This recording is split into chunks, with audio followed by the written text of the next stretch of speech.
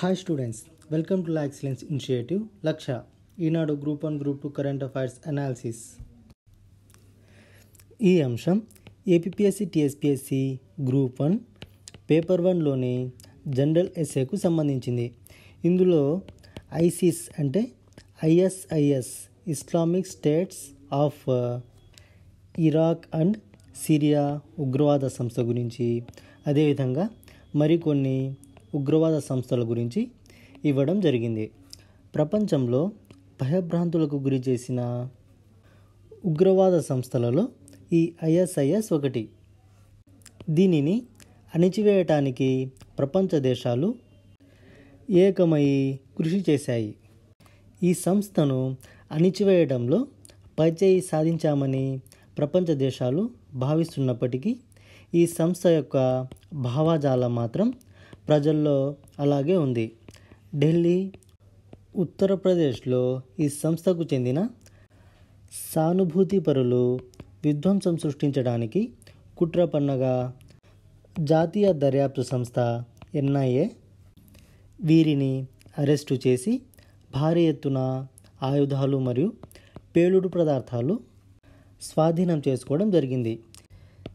Syria దేశంలో పోరాటానికి గాను తమ దేశంలో కాఫిర్లను హతమార్చుటకు తమ ప్రాణాలను సైతం అర్పించేందుకు వారు సిద్ధమయ్యారు.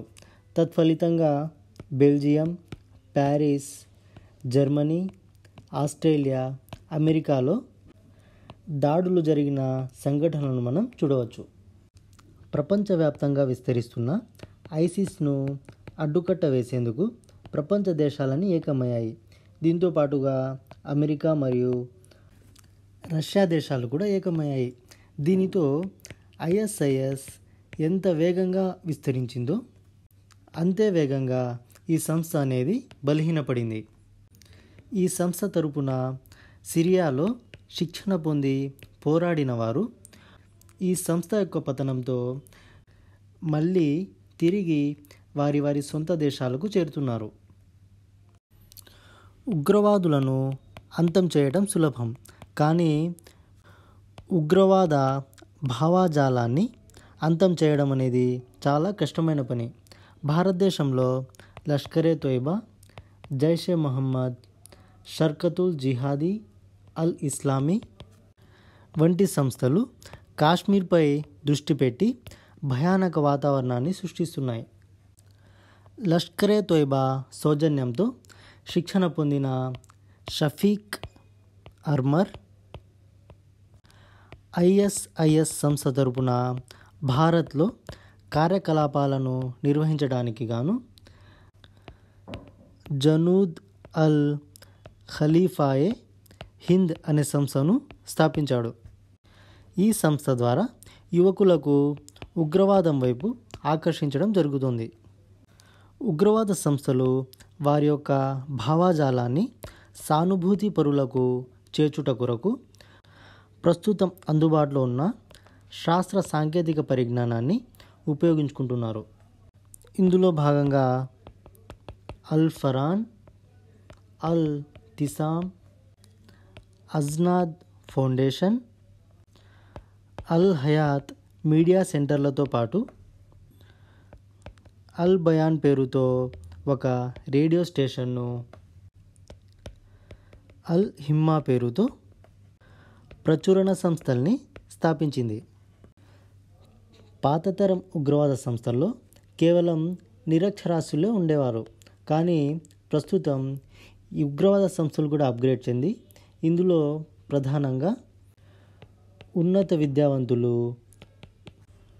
సాఫ్ట్వేర్ ఉద్యోగులు ప్రస్తుతం ప్రధానంగా ఈ ఉగ్రవాద సంస్థల్లో కీలక పాత్ర పోషిస్తున్నారు. కెనడాకు చెందిన కంట్రీస్ సెక్యూరిటీస్ ఇంటెలిజెన్స్ సర్వీసెస్ పరిశోధన ప్రకారం టాల్కర్స్ టు వాల్కర్స్గా ఉగ్రవాదుల్ని తీర్చిదిద్దడానికి సామాజిక మాధ్యమాలు అనగా సోషల్ మీడియా ప్రధాన కారణమని వెల్లడించింది. గత ఏడాది చివరి నాటికి ప్రపంచవ్యాప్తంగా ఐసిస్ ప్రభావం తగ్గింది. ప్రస్తుతం సిరియా, ఇరాక్, ఆఫ్ఘనిస్తాన్ వంటి దేశాల్లో తప్ప దీని ఉనికి మరెక్కడా కనిపించడం లేదు. కానీ భారత్లో మాత్రం దీని మూలాలు దొరుకుతూనే ఉన్నాయి. ప్రపంచంలో ఇండోనేషియా, పాకిస్తాన్ తర్వాత అత్యధిక ముస్లిం జనాభాను కలిగిన దేశం భారతదేశం. అందువల్ల మన దేశంలో ఉగ్రవాదాన్ని వ్యాప్తి చేయడానికి ఐసిస్ ప్రాధాన్యత ఇచ్చింది. ప్రధానంగా ఉగ్రవాద భావజాలాన్ని అంతం చేసినప్పుడు మాత్రమే దానిపై పూర్తిగా విజయం సాధించినట్టు. ఇది సామాజిక మార్పు ద్వారానే సాధ్యమవుతుంది. దీనికి అనుగుణంగా ప్రభుత్వాలు కార్యాచరణను రూపొందించాల్సి ఉంది. ఈ అంశం ఆంధ్రప్రదేశ్ కరెంట్ అఫైర్స్కి సంబంధించింది.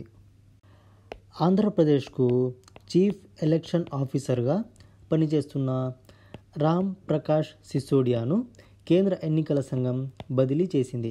ఈయన స్థానంలో గోపాలకృష్ణ ద్వివేదిని నియమిస్తూ ఉత్తర్వులను జారీ చేసింది. ప్రస్తుతం ద్వివేది సాధారణ పరిపాలనా శాఖ, పశుసంవర్ధక శాఖ, మత్స్యశాఖల ముఖ్య కార్యదర్శిగా బాధ్యతలను నిర్వహిస్తున్నారు. ఈయన 3 సంవత్సరాల పాటు పదవిలో కొనసాగుతారు. ఈ ఆర్టికల్ కరెంట్ అఫైర్స్కి సంబంధించింది. సిబిఐ యొక్క స్పెషల్ డైరెక్టర్ అయిన రాకేష్ ఆస్థానాను కేంద్ర ప్రభుత్వం బ్యూరో ఆఫ్ సివిల్ ఏవియేషన్ సెక్యూరిటీస్కు బదిలీ చేస్తూ ఉత్తర్వులను జారీ చేసింది.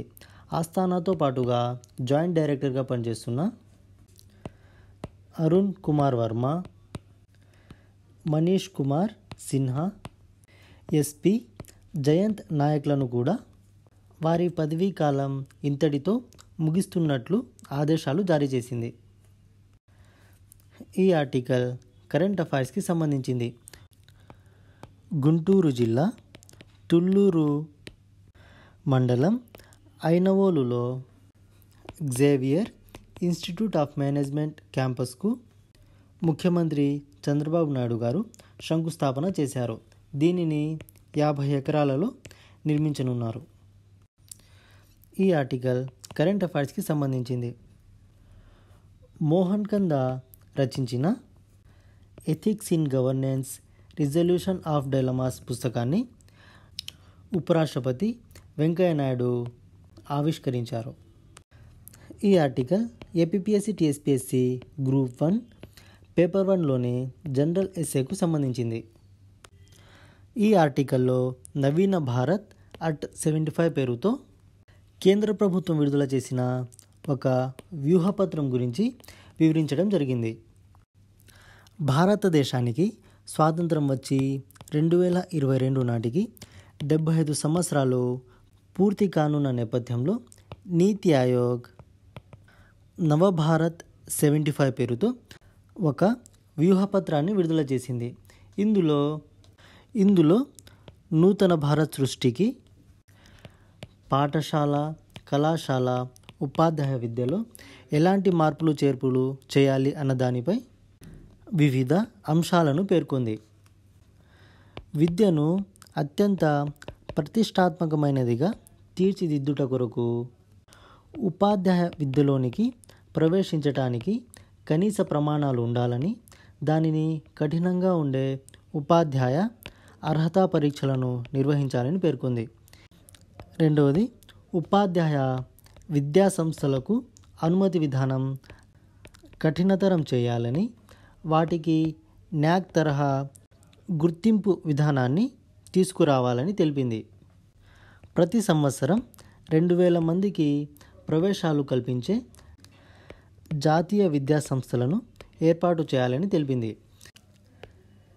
జాతీయ సాధన సర్వే ద్వారా అభ్యాసన సామర్థ్యాలను పెంపొందించాలని, ప్రస్తుతం జీడిపిలో విద్యకు కేటాయిస్తున్న 3% 6% పెంచాలని ఇందులో పేర్కొంది.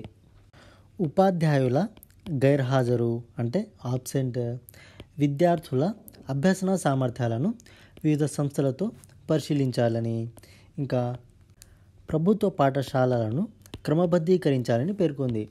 రాజస్థాన్లో పాఠశాలలను విలీనం చేయడం ద్వారా ఉపాధ్యాయ ఖాళీలు అనేవి 60% నుంచి 33% తగ్గాయి. విద్యార్థుల సంఖ్య కూడా 6% పెరిగింది.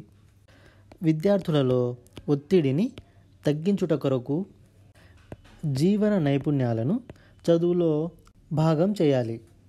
ప్రతిష్టాత్మక విదేశీ విద్యాసంస్థలు భారత విద్యాసంస్థలతో ఒప్పందాలను కుదుర్చుకొని ఇక్కడే సంయుక్త డిగ్రీలు ఇచ్చే విధంగా సంబంధిత విధానాలను రూపొందించాలి.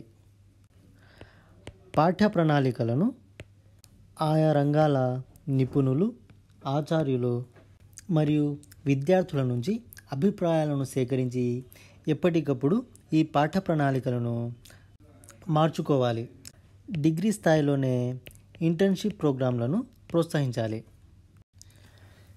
ఈ నవీన భారత్ వ్యూహపత్రంలోనే ప్రజారోగ్య నిర్వహణ మరియు ప్రాథమిక ఆరోగ్యాన్ని బలోపేతం చేయడానికి కూడా నీతి ఆయోగ్ కొన్ని కీలకమైన సిఫారసులను చేసింది.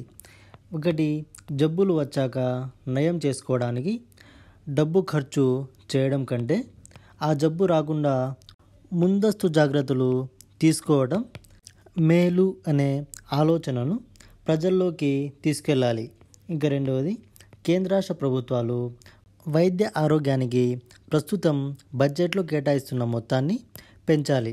ఇక మూడవది, ప్రస్తుతం ప్రాథమిక ఆరోగ్య కేంద్రంలో ఉన్న కింది స్థాయి ఆరోగ్య ఉప కేంద్రాలను హెల్త్ వెల్నెస్ సెంటర్లుగా మార్చాలి. ఆరోగ్య సంరక్షణ కొరకు చేస్తున్న మొత్తం వ్యయంలో 6.7% నివారణ కొరకు వినియోగిస్తున్నారు. అనారోగ్యం పాలయ్యాక ఆసుపత్రుల్లో చికిత్స కోసం 51% ఖర్చు చేస్తున్నారు.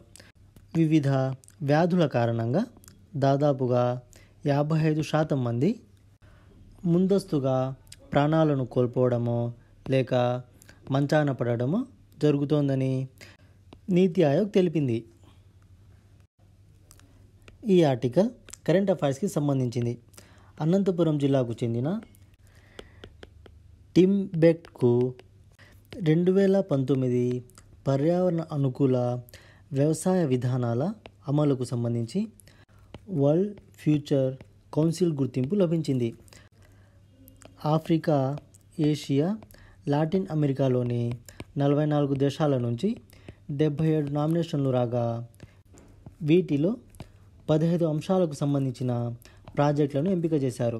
ఇందులో ఒకటిగా టింబెక్ట్ సేంద్రియ వ్యవసాయానికి గుర్తింపు లభించింది. అనంతపురం జిల్లాలోని చెన్నై కొత్తపల్లి కేంద్రంగా టింబెక్ట్ సంస్థను 1990లో ప్రారంభించారు. చిన్న మరియు సన్నకారు రైతులకు జీవనోపాధులు కల్పించే కార్యక్రమంలో భాగంగా సహకార సంఘం దీనిని ఏర్పాటు చేసింది. ఒకే గ్రామంలో 27 మంది రైతులతో ప్రారంభమైన ఈ టింబెక్ట్ సాగు విధానం ప్రస్తుతం 58 గ్రామాలలో 2080 రైతులతో దాదాపుగా 8700 ఎకరాల్లో వివిధ పంటలను ఈ పద్ధతి ద్వారా సాగు చేస్తున్నారు. ఈ విధానం ద్వారా మొత్తం అమ్మకాలు 2017లో 2.43 కోట్లు ఉండగా 2018లో ఇది 3.05 కోట్లకు పెరిగింది.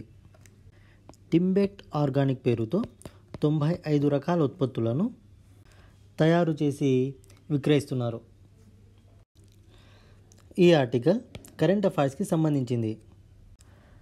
10,000 కోట్ల రూపాయల త్రైమాసిక ఆదాయాన్ని పొందిన తొలి భారత ప్రైవేట్ కంపెనీగా రిలయన్స్ సంస్థ నిలిచింది. ఇప్పటి వరకు దేశంలో ఏ ప్రైవేట్ కంపెనీ కూడా 10,000 కోట్ల రూపాయల లాభాన్ని ప్రకటించలేదు.